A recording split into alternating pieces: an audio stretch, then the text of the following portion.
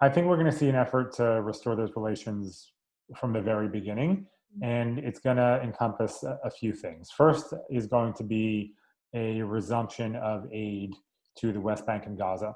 Now, there are a few things to keep in mind. One is that the United States in 2014, under President Obama, stopped making all direct budget payments to the Palestinian Authority over concerns about PA corruption and over concerns about the prisoner payment system.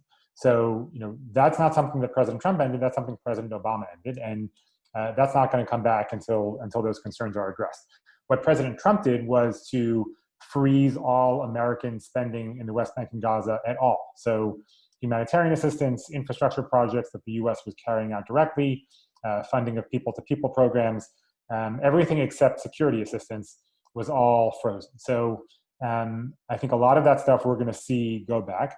There are restrictions that did not exist before the Trump administration because the Taylor Force Act was passed during the Trump administration. And what the Taylor Force Act did was prohibit U.S. money being spent in the West Bank and Gaza in any way that directly benefits the Palestinian Authority.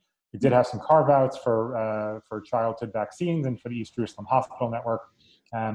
So there are restrictions anyway, but I think we're going to see the U.S. resume funding in ways that are consistent with U.S. law.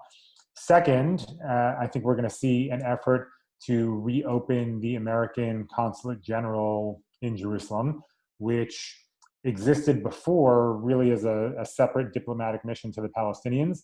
The Consul General didn't actually report to the U.S. ambassador. The Consul General reported directly back to the State Department. And about a year and a half ago, 2 years ago, the Consulate General was merged into the embassy, and now is I think it's called the Palestinian Affairs Department in the embassy. So I think we're going to see the Consulate General separated out once again. Mm-hmm. And there's probably going to be an effort to reopen the PLO mission in Washington, which was also closed by the Trump administration.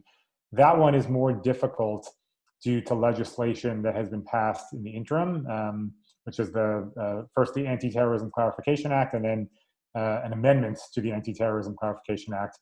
I won't go too deep into the weeds, but the point there is that if the Palestinians were to reopen their mission, it would open up the PA and the PLO to personal jurisdiction in U.S. courts for terrorism lawsuits. And so that's something that obviously the PA and PLO don't want to do. And that's not something that a Biden administration can override. It would have to be new legislation passed to override it. So that one is going to be a bit more difficult.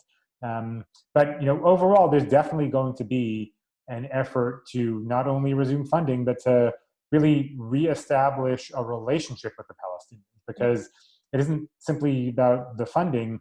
It's also the fact that since December 2017, when President Trump announced recognition of Jerusalem and moving the embassy to Jerusalem, the Palestinians have boycotted the U.S. government for all intents and purposes.